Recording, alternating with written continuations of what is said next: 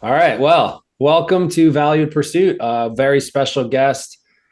Been wanting to have him on for ages. We've both known him for a very long time. An absolute expert, rock star in the field of anything health, fitness, performance. So, Rob Deese, a big welcome to you.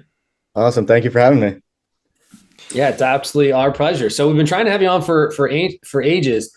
Obviously, Tyler and I know you extremely well. We both know you from different perspectives, but maybe give us a little bit of introduction into first, growing up. So you've been involved, and we'll get into that. You've been heavily involved in the sporting world. We'll talk about, collegiate, professional, as well as more of the not layperson, but like the general public, but Yep. even at an elite level. So walk us through a little bit, your background. So first got found my passion in basically strength training, nutrition, specifically kind of like post athletic career. So I played baseball, was my main sport growing up, and then didn't end up playing in college and just needed to find an outlet to stay physical and continue to see, progress in some type of way in the physical realm. So like turned to lifting weights. So like when I was younger, skinny, like undersized. That was like my whole life. So I decided some of my friends freshman year got me into some just lifting weights. I started seeing results, pretty fast. Like within like a semester, put on like 15 pounds, and it wasn't like the typical freshman 15. So saw pretty quick results, and I was like, okay, I like this. Yeah, and like seeing those like pretty quick, I kind of sparked the interest, and then I just wanted to go deeper and just liked seeing. Obviously, seeing the results was cool, but what I really liked was the progression of stuff. Like just always trying to, because in the world of strength training, there's really no like upper limit to strength like there is like in some other things. So just saw that as a way to just continue, progression. Yeah, so when you say progression, obviously there's the results, but when you say progression, because you were differentiating them, is it the change, like the ability to adapt, and the fact that you can have different adaptation, and adaptation changes over time? Like what So was like it? so What was both it that you had the physical, hunger for? so both physical and just seeing like where I could take it, like mentally and physical. Like obviously, I'm a meathead, so I want to get bigger, I want to get stronger physically, but like just understanding like okay, when progress starts to slow down, what can I do to move the needle a little bit more? I need to get a little bit smarter. I'm not gonna say I have decent genetics when it comes to it, but not the best. Where like we worked in in D1 football, some of those guys could look at a weight and grow. So like I didn't have that. So like I needed to be a little bit smarter and like mentally just try to dive a little bit deeper into all right, what really works in the strength world? Like what is the common denominator that you, because there's so many different methods, like there's just so much different information out there of what all right, this is the way, like high volume approach, low volume, like just so many different things in the fitness industry. What are the common denominators? What actually works? And that's like kind of what really sparked my interest in just discovering, like what really works and seeing results in terms of like strength gains, muscle mass, stuff like that. Sure. Yeah, we can probably set the stage too to give the audience a little bit. So I have a very unique relationship both with Tyler as well as Rob. Both Tyler and Rob were former students of mine. Oh my gosh, now we're starting to get up there in how many years ago. Tyler, you graduated when I was teaching at Mercy College. I was a professor of exercise science, which I'm still a professor of exercise science, just at a different university. Tyler, you graduated what year? I think it was 18 that we were done, right? Yep. Because I took a Yep. year off and Both then were I the went to same PT year. school in Yep. 19. Yeah. So it's like Yeah. May of Nothing against 18. Tyler. I always advertised Rob as basically one of the smartest students that I've ever, that not back then, but even currently, but one of the smartest students that I ever taught. Not from a pure intellectual standpoint, but just from a curiosity, like an insatiable curiosity for the pursuit of understanding how the human body works as it relates to better, right? Better performance, just better growth, better everything. So I know There's lectures that you were at Mercy, and then tell us from there. So obviously there was an interest. You had that interest from growing up, athletics. You saw changes, and then in college you chose to study exercise science. And then walk us through, where'd you go from there? So I wasn't the best student until I really started studying stuff that I really liked, and like got you as a professor, and like I really enjoyed those lectures because I would sit there and I treat it more like conversation between you and I, asking plenty of questions. I think I was the only one kind of always raising my hand, trying to just get more. Because I'd listen to other podcasts, read stuff, and just, Pat, what do you think of this? Like, what's your opinion on this? And just always trying to seek for information. So formally educated like at Mercy, and then you actually helped me out get my first internship with Bob Gilmartin over at Columbia University football, and kind of started. So that was my first taste of like what a college weight room was really like. I didn't play college sports, so I was pretty unfamiliar, and coming from more of like a bodybuilding background, seeing what like sport performance was like, and really piqued my interest just working with athletes, because even at that level, they're like D1 AA, like they're not a Power 5 school, but even those athletes there were like, they're race cars. So it's like, it was just really cool to be able to see that in action. And that, so from there, Columbia, so that was 2000, that was 2018. Yeah, that winter. Next, I took a short internship up at University of Buffalo with their football team. And then from there, fall of 2018 is when I spent that season with the New York Jets. So I was fortunate enough to land that internship it was supposed to just be for training camp. And I grinded, worked really hard, just did everything that I could for them to want to keep me on. And I was fortunate enough to stay on for 2018 season. And then when that concluded, I was kind of in limbo. I didn't really know what I was doing next, asking for advice. The next step in strength and conditioning would be graduate assistantship. So I was really fortunate enough it was funny. It was, what was it? Christmas Eve. I wanted to go train. I was back home. Went to the hometown gym. I saw someone there. His name's GC Yuri. He's over at Illinois football right now. At that time, he was working at Stony Brook University, and he knew that I was in the field and what I was doing next. So we exchanged contact, and he ended up taking a job at West Point and opened up a room for me over at Stony Brook. So I started interning there. Earned a graduate assistantship after that spring semester. So that's when the next year and a half I spent at Stony Brook University as a graduate assistant. And then let's stop you. So we can build off there, but because part of you're at Columbia. I know Bob. Bob Gilmartin. Him and I worked at Rutgers in the past. Like, he's just one of the best out there. Not just from an understanding, like he knows the ins and outs. Someone who's a CSCS. I've never been a true strength coach, but I'm a certified strength coach, so I understand the science.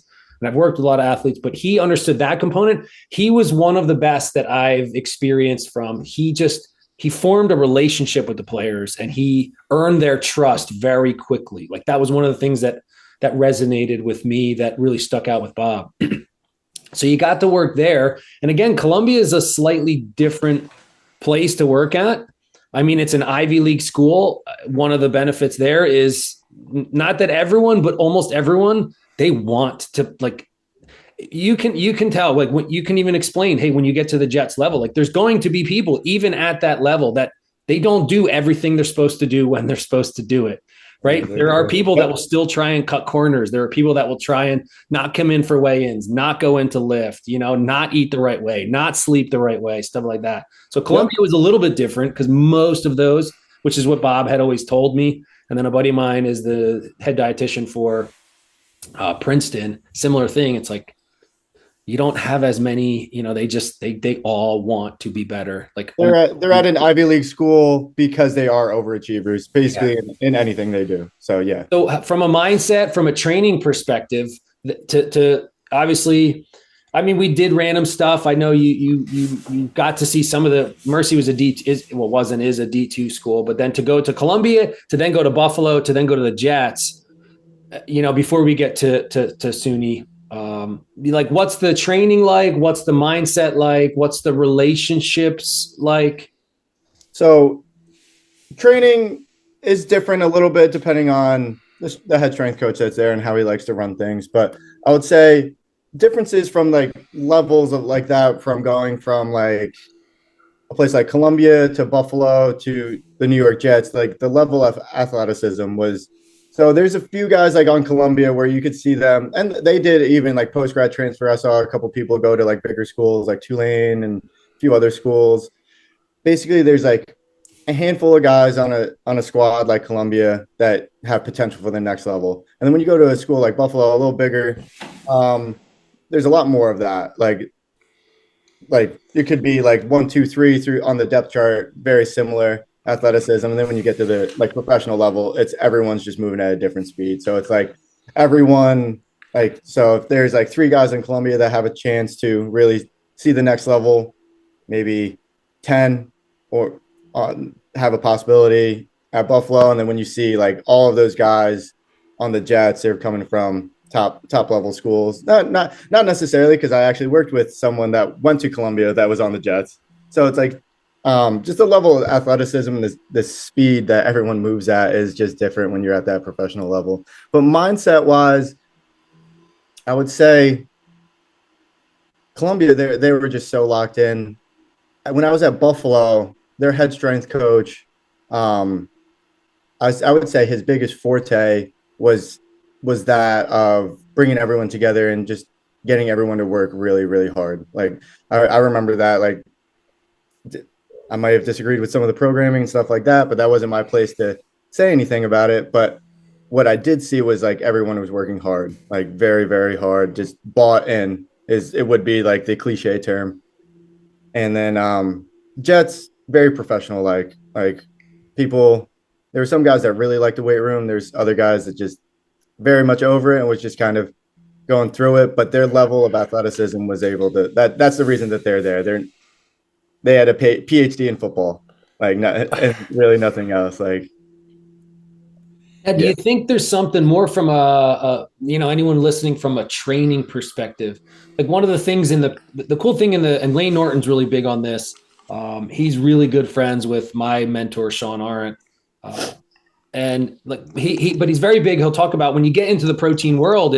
I love teaching about sports nutrition, protein, and stuff like that because it's one of the simplest things to actually teach about. Like it's not that complicated, but a big thing even in the bodybuilding world, but especially in the football world and the strength and conditioning world, it's like once they get to a certain level, if you're not looking, and they're always kind of looking to improve body comp, but once you figure that stuff out, it's you kind of, like if you are hitting, like let's say guys at the combine, NFL combine, they're repping 225. Let's say they're getting 30 reps, things like that. It's to get to that strength level requires, right? The law of diminishing returns requires so much work to be put in to go from the high school level to the college level to then being prepped for the NFL combine or just pro day or whatever it is.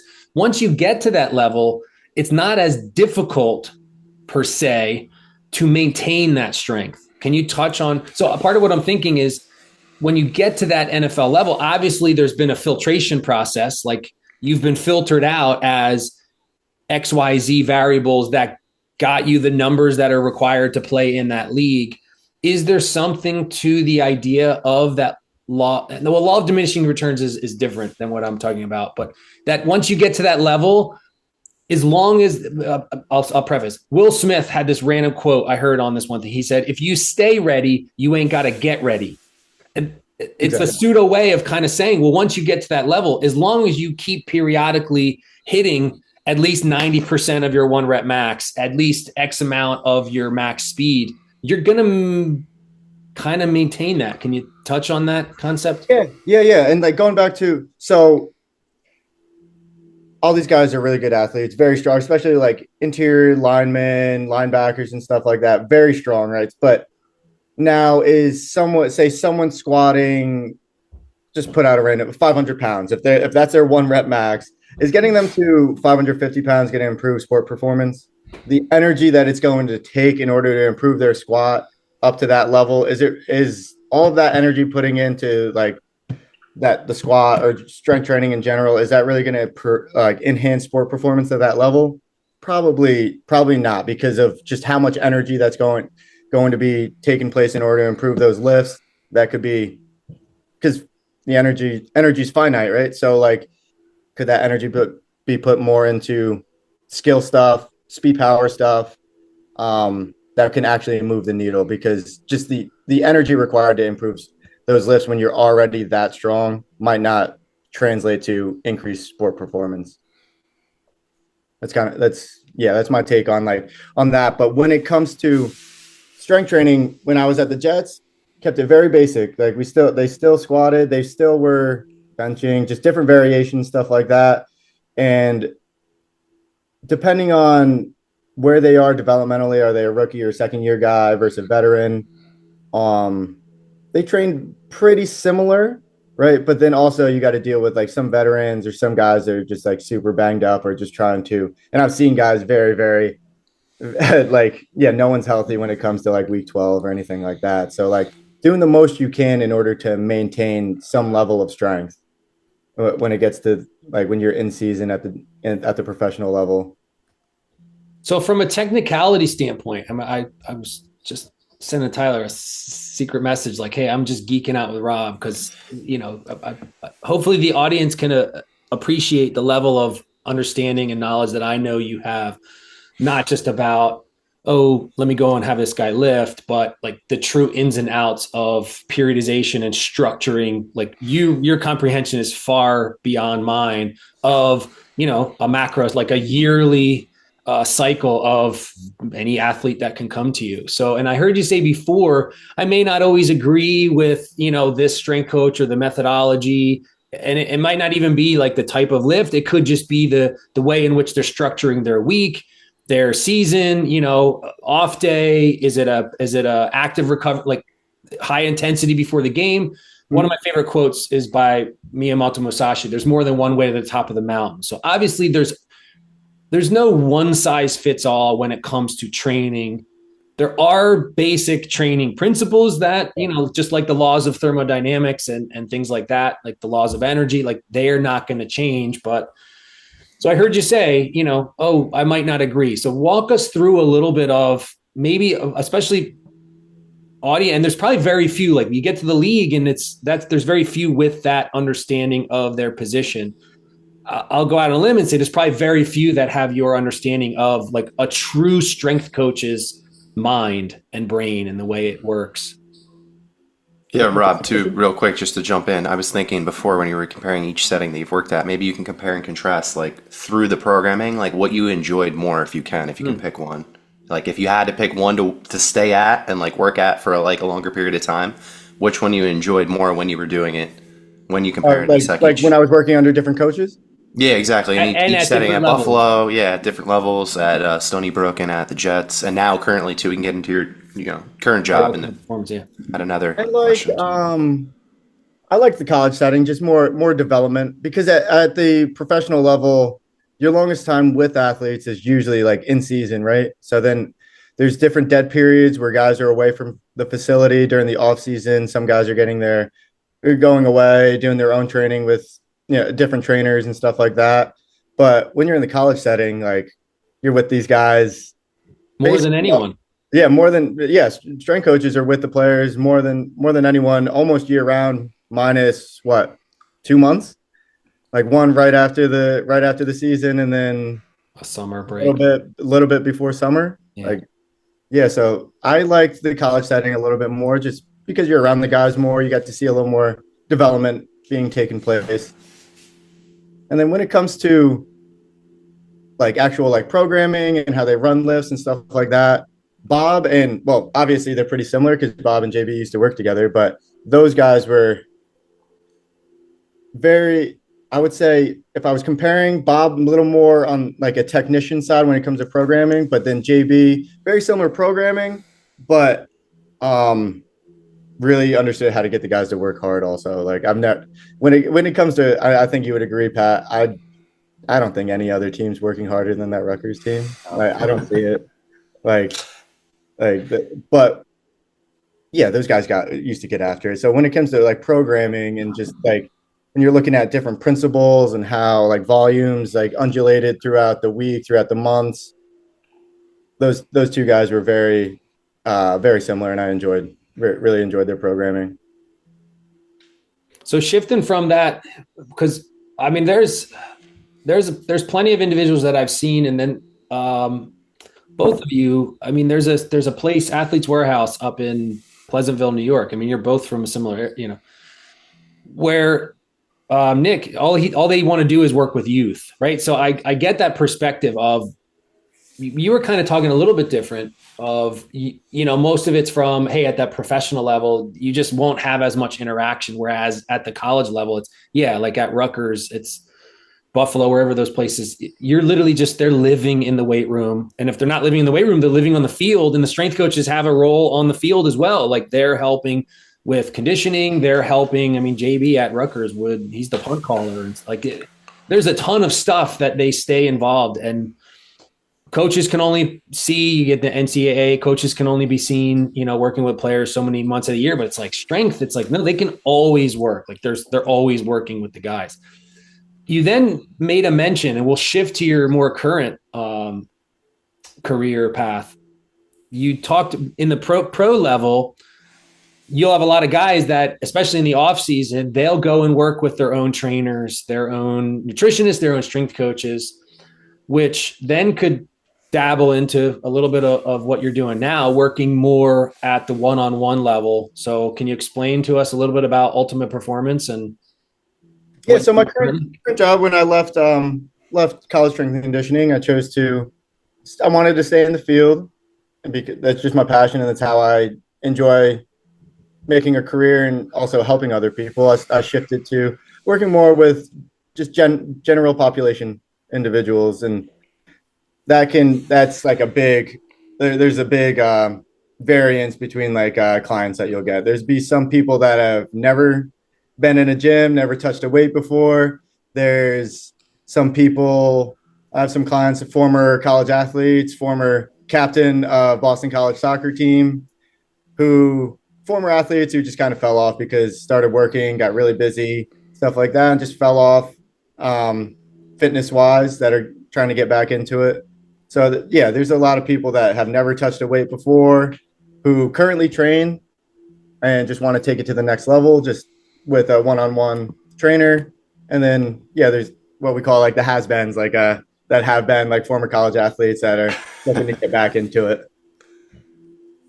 So give us a data, like from that perspective, how, look, I see it in class when I'm even just work, whether it's working with a client, but even in class, like when I'm doing exercise testing prescription or things like that, and we're doing 1 rep max, we're doing VO2 max, sub max, like even then, where I'm not really their trainer, they're not a client, they're just a student, I'm just trying to teach them the principles. But even at that level, I understand I can poke and prod and like, tease this person a little, like I can push them a little bit more than I can someone else. Like I have to tiptoe and I have to be careful, because maybe whether or not it's I've touched the weight before, but most of the time it's more of the novice that I need to be a little bit more careful. So at your level, I mean, Ultimate Performance it's a high-end training facility.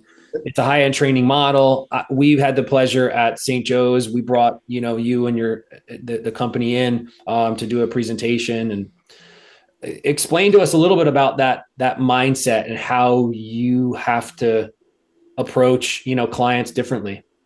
So in general, the clients that I work with a lot are, some top lawyers in the city, entrepreneurs, doctors, and stuff like that. People that are working at a really high, like cognitive level, they're on their A game when it comes to their professional career.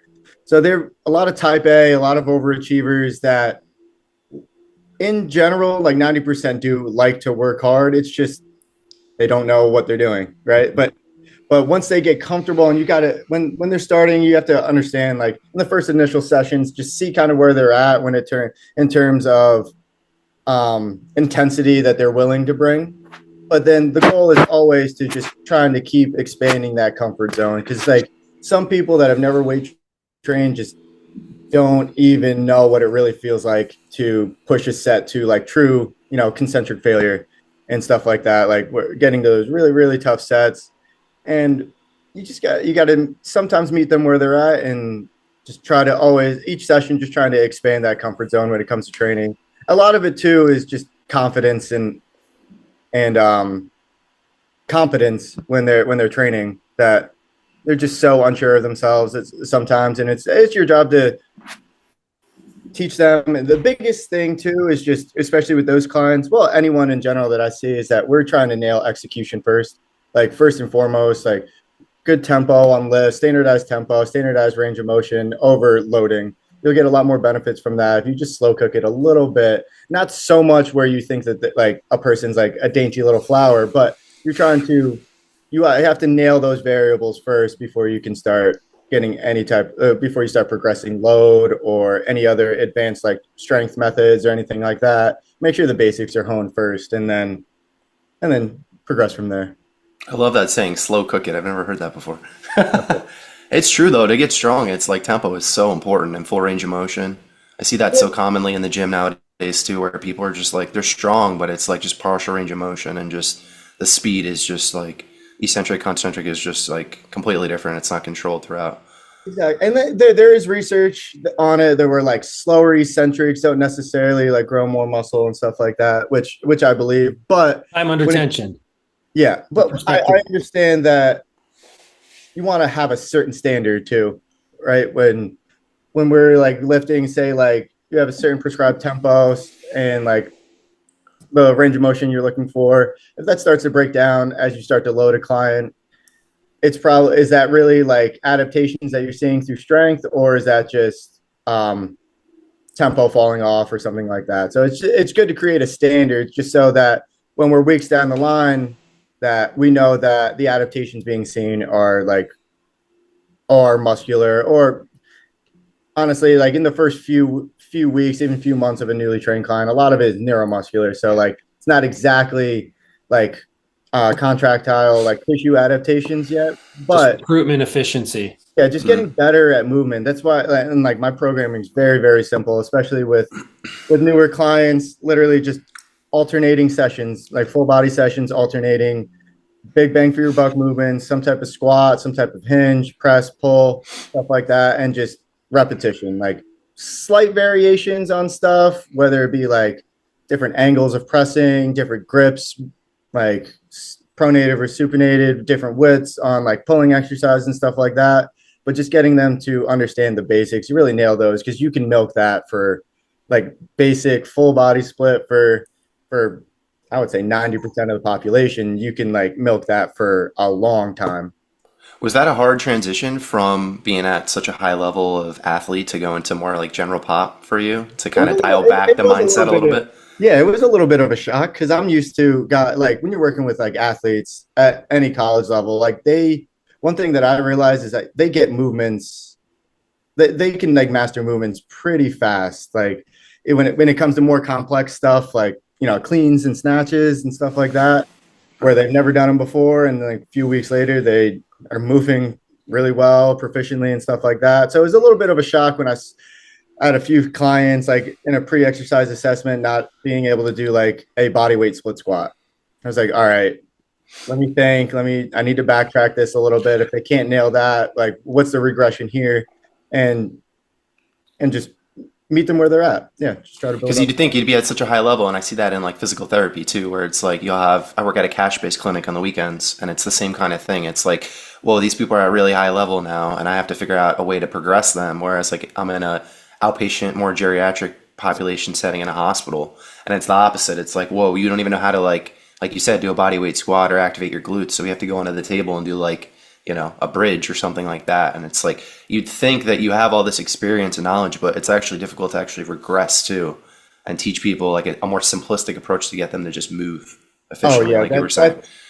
and when you're dealing with like a newer client, one thing that I've found usually the most beneficial in terms of like mastering exercise, like different execution of stuff, is I do go a little bit higher rep ranges. So like initially, so that they can have like during the set, I'll be able to give feedback, and it's like real slow tempo, so they're able to like take that feedback even mid set and apply it. So, and like even before and after each set, like brief them on certain breakdowns that might happen. So they're aware of it before they're going into the set, coach them on certain things that you want to see during the set. And then even right after, just like brief them on like, all right, this was good, but rep 3 did this a little bit. So it's always in my setting. And I think that any training should be like this, is that you're in the set with them, and like every rep, every set, you're there with them.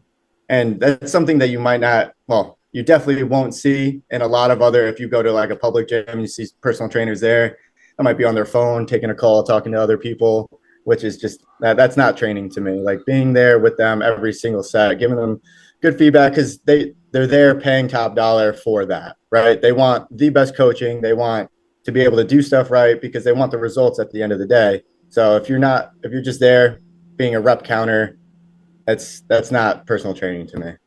So one would assume, especially right when you're dealing with a high paying client, you would hope and assume that there is a level of competency from the trainer's perspective. But outside of that, let's dabble a little bit more into like, what do you think the biggest mistake that trainers make when they're dealing with like that level of client?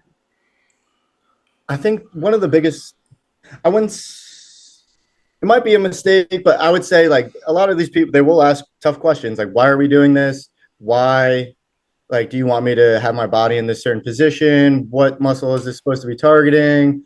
Or even nutritionally, like, oh, like a lot of people come in with different nutrition ideas that they've seen or read. And it's basically about debunking that. And because at the end of the day, they're coming to you as the expert. So you just have to be quick with it, and you have to be confident that you in your knowledge, and be able to be like give these answers to people, because they are paying a lot of money per hour. So it's like they want to work with professionals. And also these people are CEOs or, partners at law firms where they're leading people. They're the experts. So they're used to being that.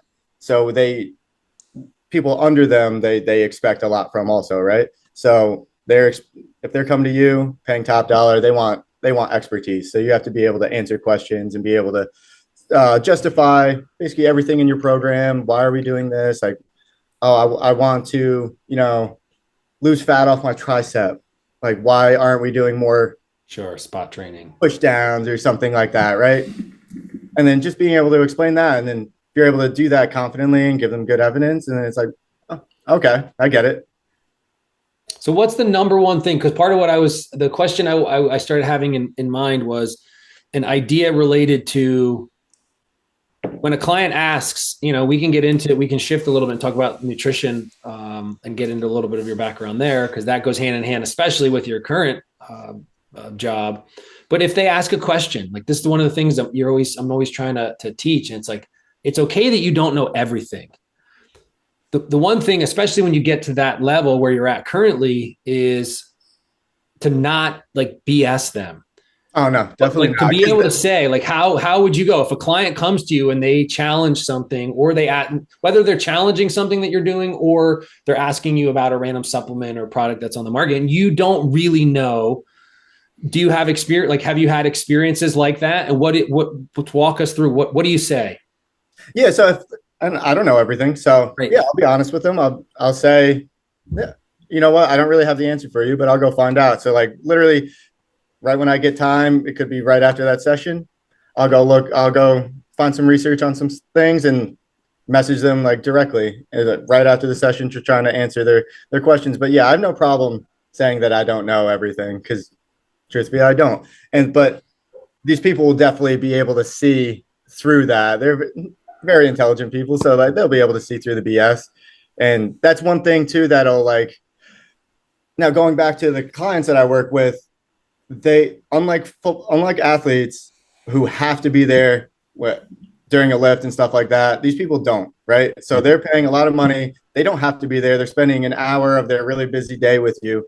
So like if you're BSing them or you don't look like an expert to them, they start questioning, why am I even wasting this money on this? This isn't the service that I was promised, right? So like I have no problem saying that, but as long as I follow up and get them some type of answer, then yeah, that's how I approach it. Now, from obviously body composition is a big. If you look at Ultimate Performance, the place you're at and things like that, it's not the emphasis isn't speed, power, agility and things like that. They obviously want to get stronger. A lot of them want to be in shape, cardiorespiratory fitness and stuff like that. But body composition, which at the D1 and the professional level, like body comp is also a huge component. But walk us through that idea of, like what's something people get wrong about like body composition transformation when clients are coming in. You kind of just said, hey, I want to work on my triceps. Why does the spot training not work? Why can't I just hammer out? Yeah, it'll help you, make your triceps and the heads and stuff pop, but it's not going to move all the belly fat. That's Exactly. not belly fat, but all the fat, subcutaneously that's sitting above them. So I think the biggest misconception or just lack of knowledge with general population people, there's just so much nutrition, good and bad, information out there. The one thing, and I would say this goes for 95% of the population, in order to, and most of the goals is that with my clients is lose fat, improve body composition, right? It's calorie balance. Like that's the biggest thing that people have never really paid attention to. Like calorie intake, macronutrient intake, and that's the nutritionally, that's the biggest piece that I need people to understand when it comes to improving body composition, especially if you have excess body fat. Calorie deficit, high protein diet is, and supplement that with the strength training that we do, is how you improve body composition. That there's just kind of no way around that, right? Like it's not one size fits all and stuff like that. But in general, yeah, calorie deficit, high protein diet, and resistance training is how you improve body composition. That's the biggest thing that I try to get through to my clients when it comes to like a nutrition aspect. So by saying it's not a one size fits all, but you then label the same principles that you'll apply to everyone, what is it then about working with each client individually that you'll do differently that will make you a better or worse coach? It's about how going through their day and seeing what their day is like, and how do we achieve the certain, say, like how do we achieve, make it plausible for you to achieve a certain like calorie intake. How do you hit your protein goals throughout the day? So I walk with them like, all right, what's your morning routine? What do you do? Oh, I usually not too hungry. I'll have a cup of coffee and then I'll head into work. All right, there's an opportunity that I think you should be able to get some type of dosing of protein in, start your day, right? And then see just where they can fit in like certain meals, like times of day, where they can get steps in during the day. So everyone's like work life balance is a little bit differently. So it's about meeting them there, but the principles don't change, right? It's just about trying to tailor it to their life and make it, because at the end of the day, like a lot of diets work, but the one that they can stick to is their best diet, right? Whether it be like lower carb or more mixed meals, stuff like that. It's just whatever that they can sustain over the long term is going to see the best results. Since we're on the nutrition topic, was there anything at a previous point in time that you preached to clients that you maybe changed now? And like you said, it's more of like high protein, like whole food, something they can stick to. Was there like something that maybe you were trying or like you felt like worked better that you were trying to give to each person that you felt like get them results? Or were you always kind of open-minded to whatever works for them? In the beginning, I generally still do this for myself, but like have a higher fat, higher protein, lower carb type breakfast. But some people don't want to wake up and start eating. Like I like meat and nut breakfast. If I had the time every morning, that's something that I would do. But some people just, that's not their palate. That's not their they don't have the time of in the morning. They got to get out the door to get to work, stuff like that. So sometimes it's a protein shake, some fruit, like whatever. Still, I think that like upon waking, I think getting some type of protein in, because at the end of the day, it's not really about like nutrient timing is a smaller piece that plays into the whole diet, but total total protein intake throughout the day is really what matters, right? So almost trying to just find opportunities for them to get some type of like protein in. I think that's the biggest thing is like upon waking helps with satiation, like in their morning days. But okay, but going back to your question, I was always try to get clients to have some type of like a higher fat, higher protein type breakfast. That doesn't like some people don't want to wake up and they need 30 grams of protein from eggs. Do they really want to eat 5 eggs, right? In the morning? Probably not. They're like, I usually eat like one or two, and it's about like just taking that into consideration. Okay, and then that would be maybe we can, you can wake up, have a protein shake, something like that, get a little easier protein that doesn't require cooking, doesn't require as much eating. You can drink it on the way to work, something like that.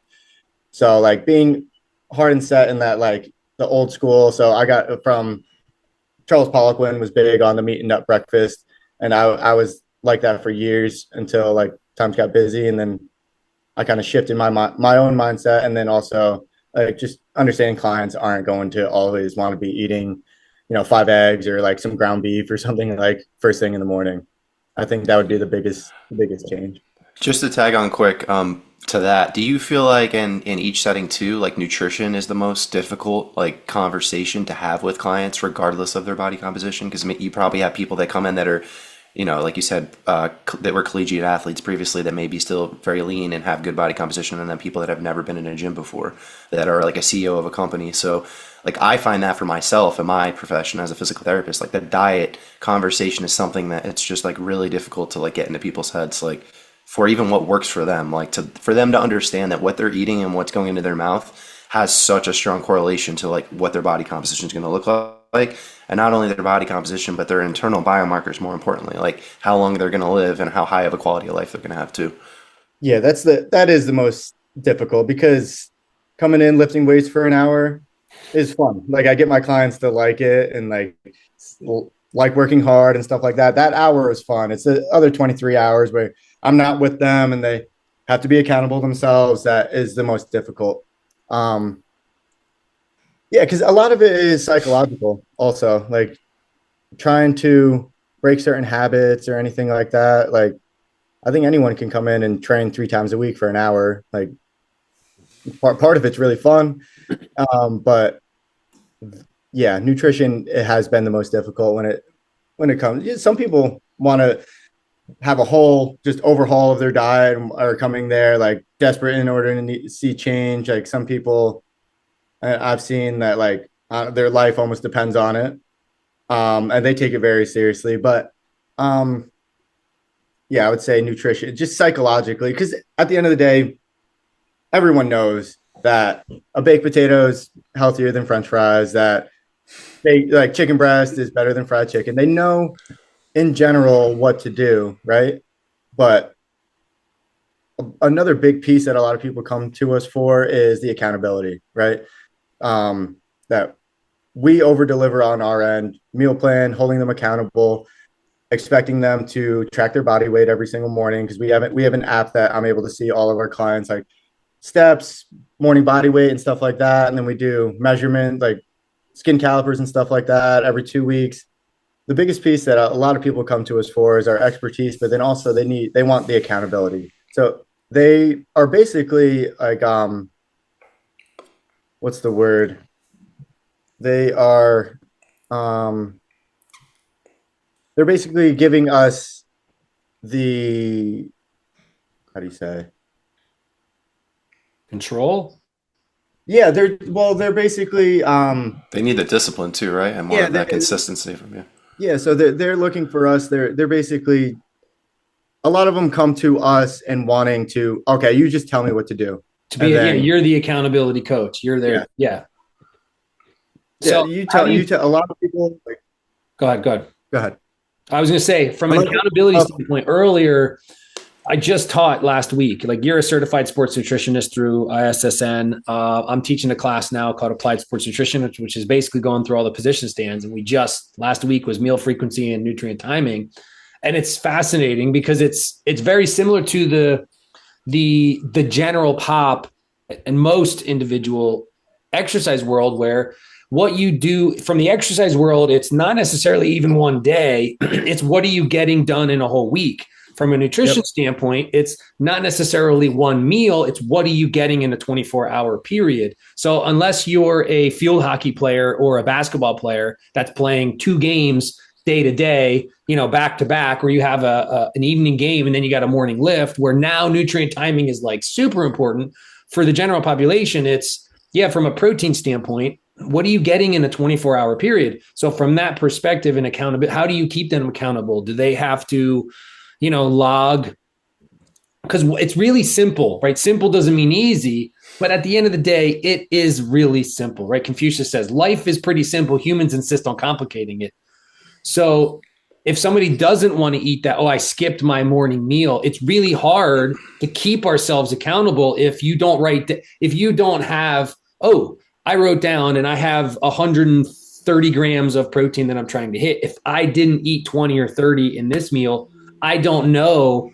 I'm trying to rely on my brain to like keep track of, now you have to increase the number of meals or the number of protein doses in the day, or you have to increase the amount of protein at your, subsequent meals throughout the day. So do you have an app? Do they have to keep a journal or a diary of what they're eating and like have daily accountability? How often do you check in with them? Yeah. So basically every day we have an app, and things that I require from clients are, so morning body weight. So upon waking, go to the bathroom before you eat or drink, log your morning body weight, because we look at trends, not like day-to-day fluctuations. That always will happen. But like we zoom out and look at like weekly trends on the agreed of like rate of loss, if it's a fat loss client, like rate of loss that we're trying to see week to week. And then within the app also, I ask them to document food. So I give them a meal plan down to gram amounts of different foods that they enjoy, right? That still fit the plan, but they have to document food. So all I ask really is for them to take a picture of it and upload it to the app, as like one, holding them accountable, right? Like you're, and hopefully they're not lying because they're adults, right? That they're not like taking this picture, uploading it, and then going and eating something else. And then they log their steps also within the app. So I'm able to see all of that. And then like, if something's off, ask a question, right? Yeah. Like, I'll mess if I see something, like if their breakfast is weird or if it's a meal off plan. Cause I always also ask them, like, if you need any substitutions, if you're going out to eat, cause a lot of these people have, events that they go to or lunches with clients and stuff like that. All right, send me over the menu. Like, it's not going to be perfect, but I can give you the best like options from whatever restaurant you're going to. So yeah, and for an accountability piece, I ask them to log and start to track everything. And throughout that process too, because I do give them it seems like a strict meal plan, but it's more of like a simple meal plan, right? Like if you nail this, like there's like, I'm trying to make it so that they can't mess it up. And then within that, like, just logging food. And if something is off, I just ask them like why. And if they're really not sticking to it, kind of go back to, they have a questionnaire that they fill out, like, ratings 1 out of 10, how important is fat loss for you? And if they're really just non-adherent, go back to that. All right, well, when you signed up, you put a 10 out of 10 for fat loss. Do you think these actions are matching what you said, that the goals that you set forth? And you having that, it's a tough conversation, right? Because you're basically calling someone out. But get them to understand, like, it's really, because when people come in those first few weeks, it's like honeymoon period and they're very excited. They're willing to do whatever you say. But when that like excitement fades, you need habit to start to take over. Yeah. So just like, does this align with your goals? Like if you're going out to eat and you're having, you had like 4 beers and had pizza last night, like, is that really aligning with your goals that you came to us for? Is that something that you would do even at the pro level and like collegiate level? Like, do you check in with athletes like that, like, and like hold them accountable, or not so much in terms of like the one-on-one training? The best I could. Yeah. Yeah. And I don't want to say there's a lot of lying at that level, but the college students will definitely, I know, Rob, there's a couple stories you and I could tell that are crazy about. So Rob, to give them perspective, to tie this together, in 2020, COVID hit. Greg Schiano came back to Rutgers football, the strength coach. They couldn't find a nutritionist they wanted. Head strength coach Jay Butler reached out to me. Pat, we can't find a nutritionist we wanted. I was the head nutritionist for Rutgers football for 4 years while I was getting my PhD at Rutgers in nutritional physiology. So I went back in 2021, and then we had, Hannah, who's still there, and oh my gosh, she's amazing at running everything. But it's, hey, I need another, assistant. And coach was like, well, I said, if I didn't have to attach like the RD, if I could bring in who I wanted, I know exactly who I'd want to bring in. He said, well, who would that? I said, the smartest student, like one of the smartest students I've ever taught. I said, Rob Deese. So we brought you in. So you were my assistant at Rutgers in the nutrition position. And then I was there for 2 years and then left. And then you took over. You were the head nutritionist for Rutgers football for 1 year or two. What was that? Well, 1 year. Yeah. 1 season. Yeah. So you were with them a total of 2 seasons? Yep. Yeah.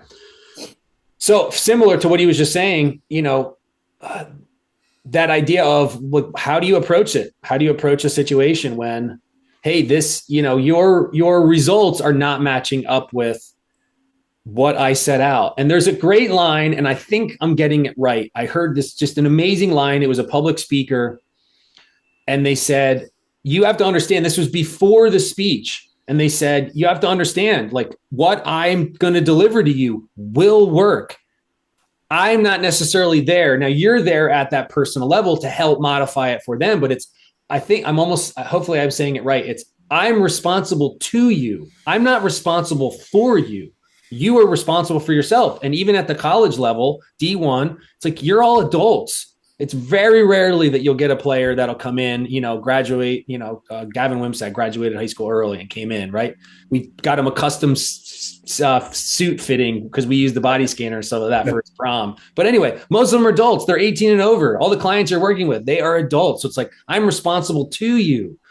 I'm not necessarily responsible for you. I'm going to give you the tools that will work, and I will work with you. But what do you do? Like, I know you and I both personally had difficult players that we worked with.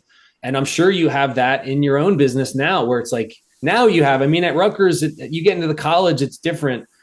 Even the pro level, it's like they're being paid, but at your level now, it's like you're dishing hundreds of dollars an hour, like multiple times a week. And you'll still have those situations where it's like, you're not really living up to, the plan that we set forth. We'll keep modifying it. Walk us through what happens, because you're going to meet the individual who, no matter what, they could pay you as much money as possible. You can modify and literally like move in with them, and they still just won't make the changes. What do you do? So, all right. So like those conversations, just kind of like an everyday kind of like really just being on them a lot when it comes to, are you doing what I say? Even if we're not seeing results, are you at least following the process? Are you logging your body weight every day? Are you tracking food? Are you doing this stuff? All right. If you're doing that, then I can work with that, right? Like, you're giving me enough information that if it's not working, we can make modifications. But if you're lying, that's a whole different story. It is on you. And like, I want to take as much responsibility, and that's like kind of the mindset that I like to approach it, is that even with these clients, it's like, it's my job in order to help you reach your goals, right? But realistically, when it comes to food and like the hours away from like face-to-face contact with me, it is on you. And I need you to lock in and be able to stick to the diet and stuff like that.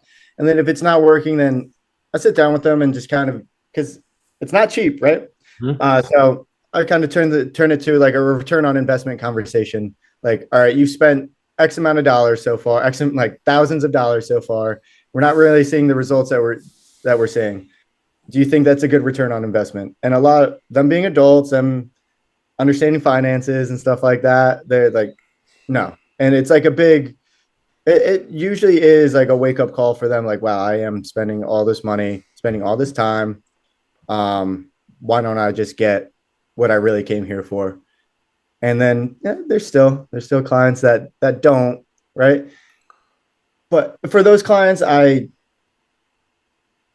if they're not getting it nutritionally, at least keep them around long enough. Because like I said, they don't have to be there, right? So a big piece that I take a lot of pride on is like client retention. Are they continuing to come back and train with me? And wanting, like, seeing value in spending their money, continuing to train with me, right? But if they leave and they don't, and like they end up not renewing and stuff like that, then there's no shot of them seeing the results that they want. So if it's not the case, then maybe it's going to just be a longer term project. And I need to keep them around for as long as possible and have them enjoy the hour with me, enjoy the training, and eventually they get it. Like eventually they'll see that like I'm putting in all this time and effort. Let me just lock in this last little piece in order for me to see the results I want.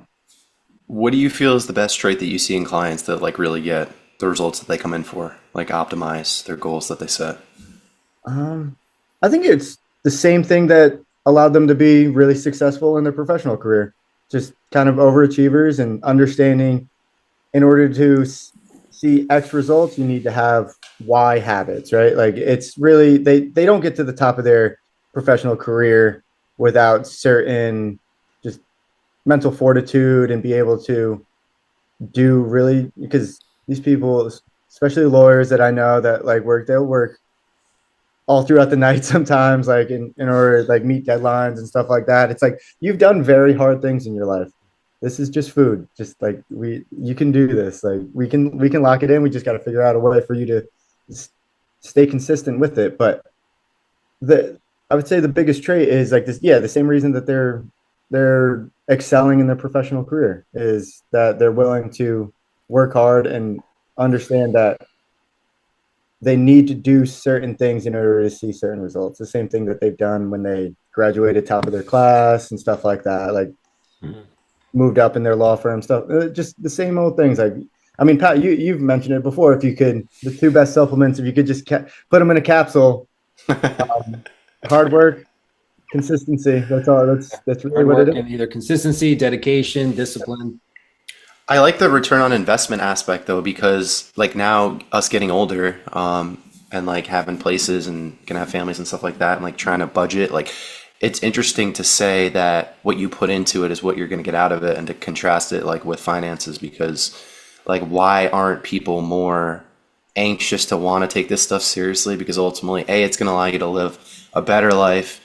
You have like more independence because you can do more things. You're more fit and more confident in your body, and then you can live longer and like the higher quality of life. Because I see so much in our healthcare system, unfortunately, in this country that like people live longer, but they're so sick and they're not really living life because they're on like a whole And protocol of medications. Yeah, and they're really just being like kept alive from like medical staff. They don't even know where they are half the time. So it's, obviously end of life stuff. We're talking about like 80 plus years old, but like this is why people come to you and go to Pat and come to me for physical therapy, because it's optimizing a high quality of life for a long period of time, right? Like living a really good life up to 70 years old versus, living to 75 and you don't even know where you are, so it's like, I feel like if you look at it in that aspect, like you said, you're budgeting to when you're 60, 65, retire and be a millionaire and be able to go wherever you want, be able to pay your kids student loans, stuff like that, be able to get back to your family.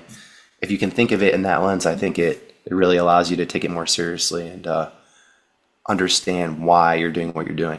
So I think that's a good I one. like that conversation because it's something tangible. It's something they know. It's something they're tangible. It's something that they've like used in the past when it's making decision making on like where they put their dollar, right? So it's something that they're used to, and it hits home where because people don't like wasting money, people don't like wasting time in general, right? And it's not a good feeling when you do. So just exposing that, getting them to acknowledge like, yeah, I haven't really been doing my part. You've been over deliver, like, and that's always that's my mindset too. Is like I want to over deliver to my clients, like hold them accountable, have awesome meal plans, great training, stay in communication with them when they're away on a trip or whatever. Just check in on them, just like over deliver on my part, so that not just to be like a cover my own ass type thing, but like, all right, I'm doing so much, you gotta work with me here, like, and just put the ball in their court. So if Have you you ever had it? oh, Oh, go go ahead, go ahead, ahead. Pat. No, go. All right, quick. I wanted to ask because we always talk about Pat and I about like retracting things from your life and trying to make it more simplistic. Have you ever had clients come in and be doing too much of like maybe they're overtraining or maybe they're just doing obviously too many of the wrong things that are hurting them and having them like take away things to get them on the right track and make progress towards their goals? So like do less than they're doing currently and get better results? From my experience, like with the population I work with, that's when it comes to training and stuff like that, not so much. I've had some people that were previously big in like CrossFit and stuff like that. Where sometimes, yes, honestly, some CrossFit workouts I would classify as like some overtraining for sure. Um, but in general, like no, like not when it comes to like health, like when it comes to like a training type thing.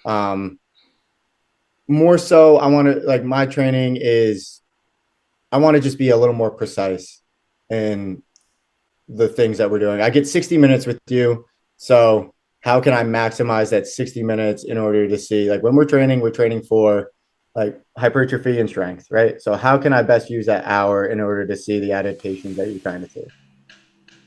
If you could go back and then, so with all of this stuff, if you could teach, like you look at the high school level, whether it's someone who's going into athletics or it's the individual who is like pre law school, pre, going into government, pre going into whatever, medicine, et cetera. Like what's one thing that you would try and instill and teach to, especially at like let's say the high school level regarding fitness, nutrition, health?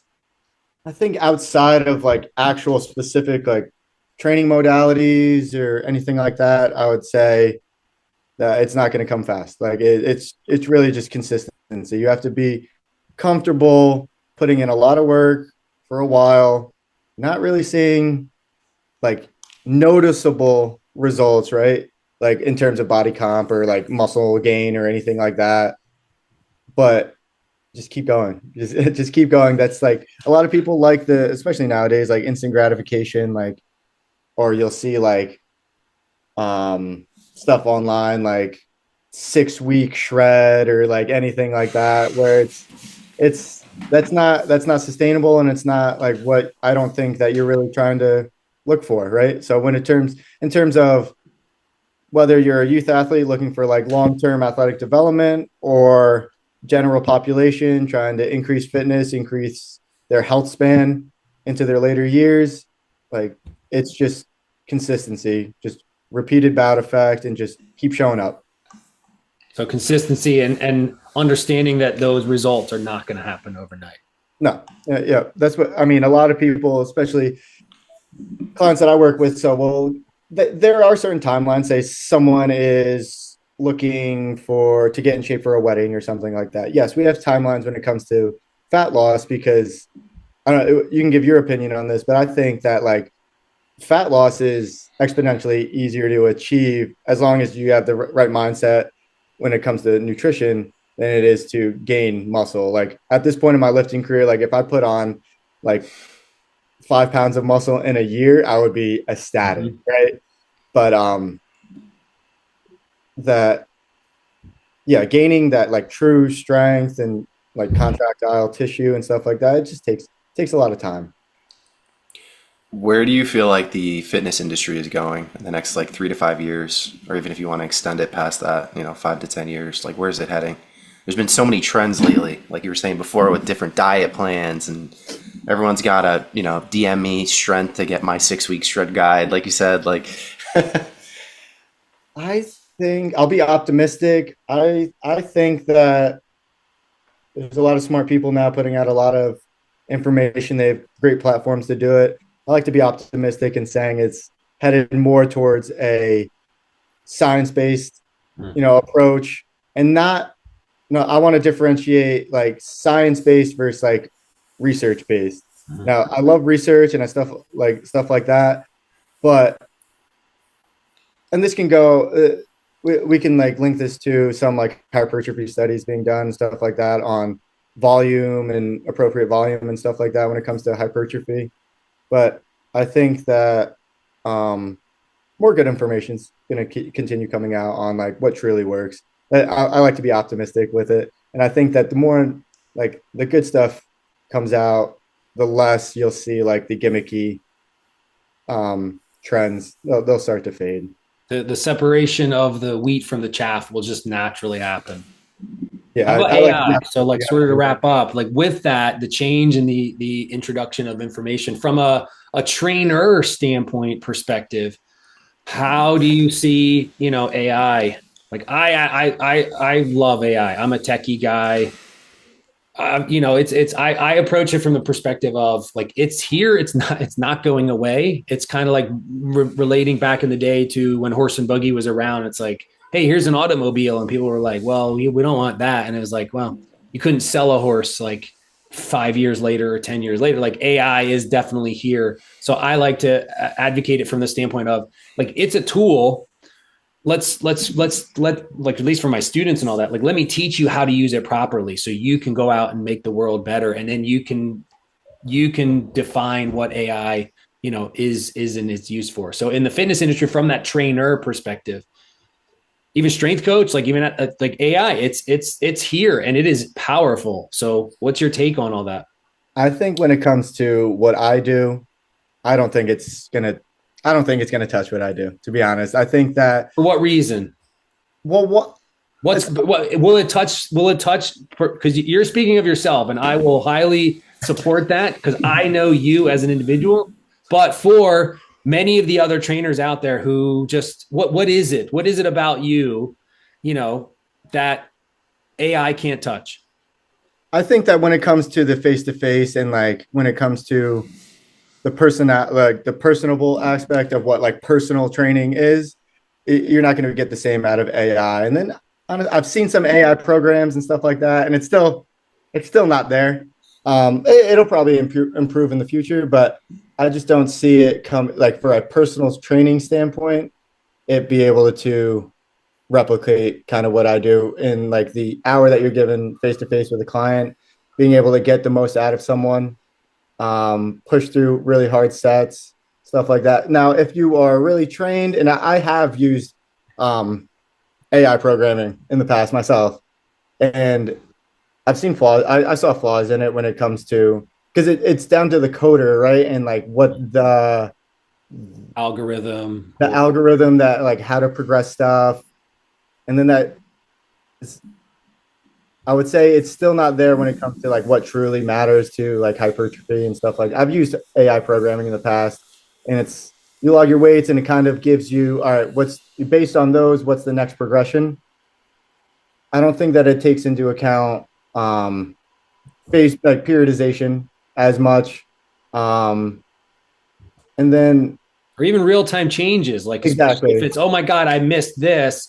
Okay, well, like just that. Well, personal training. It's a cool. I'll kind of give credit to Ultimate Performance. Like for years, I mean, I've been in this fitness industry. Personal training was like strength and conditioning in that world. You were starting to see that, and like, oh, personal trainers. You know, nothing against I don't know, not the mom and pop, but like the cookie cutter Planet Fit. Oh Not yeah, against Planet Fitness because there's great trainers I there, got but like plenty that cookie cutter against that. approach. Yeah. But Ultimate Performance, like there's nothing like that personal touch. So I think kind of what you're saying. I mean, Tyler can.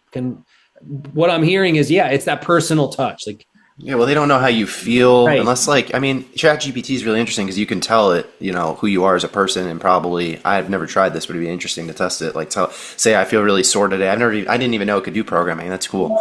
And then, like, what should I do? Should I do more reps or less reps? Maybe it could give you like recommendations, but it's never going to be Rob there to say, hey, like, well, you're feeling really beat up today. We're going to regress a little bit. We're going to have a deload week or something like that, like a real time decision. Or even just The like yeah, software on the can't do fly that. like modifications, like because older clients might be feeling just like little pains and stuff like that. And that's one thing that I don't want clients to be feeling is like I'm not trying to push through pain or anything. Like it does. Like sometimes it just comes with it. But if something hurts, like I'm gonna modify some stuff and like just on the fly be able to make better modifications. And that in itself, it's like if you're able to, if a client says, "Oh, this is kind of hurting," but all right, let's try this, and then they're pain free and able to give a lot of effort within that set, they appreciate it like a lot. They're like, all right, this guy knows what he's doing. He can get the most out of me, even with dealing like certain stuff that I have. Like he's a great personal trainer because he's able to do that. My hope for the AI is for like research, like you were saying, to make it a little bit more simplistic for like all clinicians to understand and appreciate.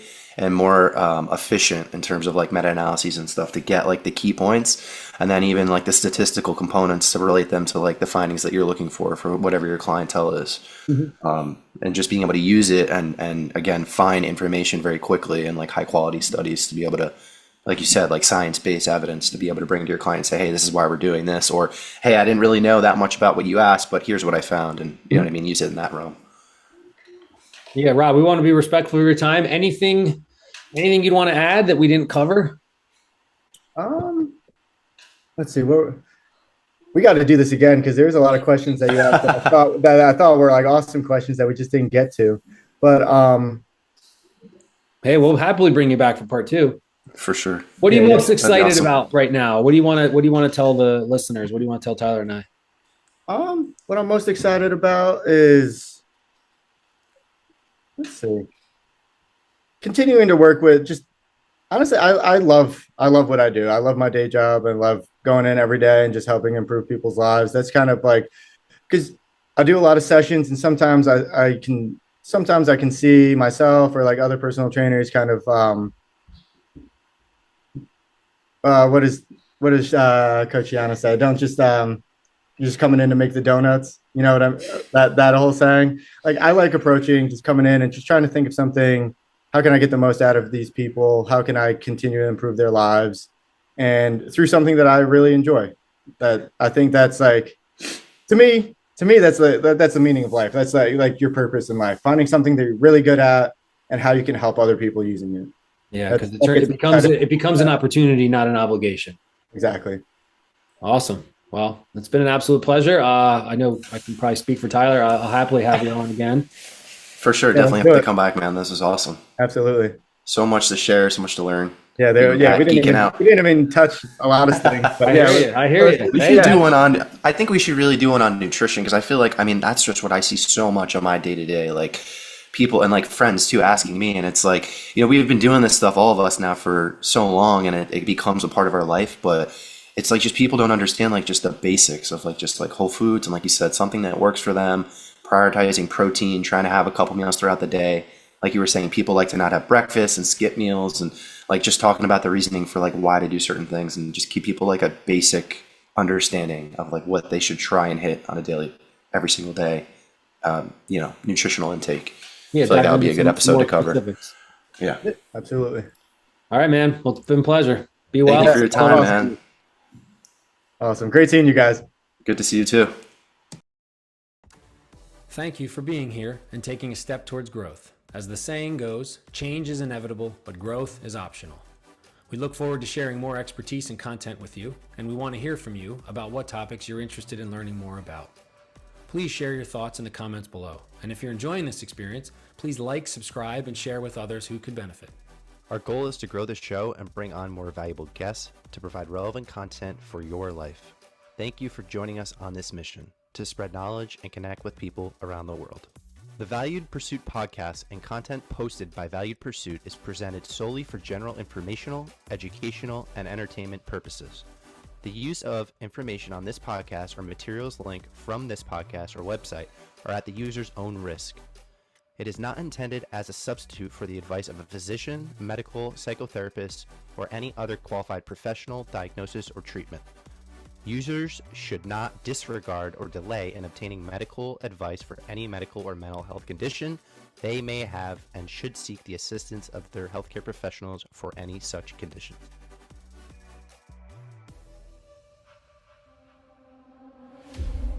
You ever have a vision?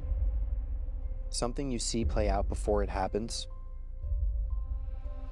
They say that the scariest thing in life is not growing into your potential, not recognizing the person you were created to be. We are on a mission to help everyone on this planet chase that version of you, your most fulfilled self.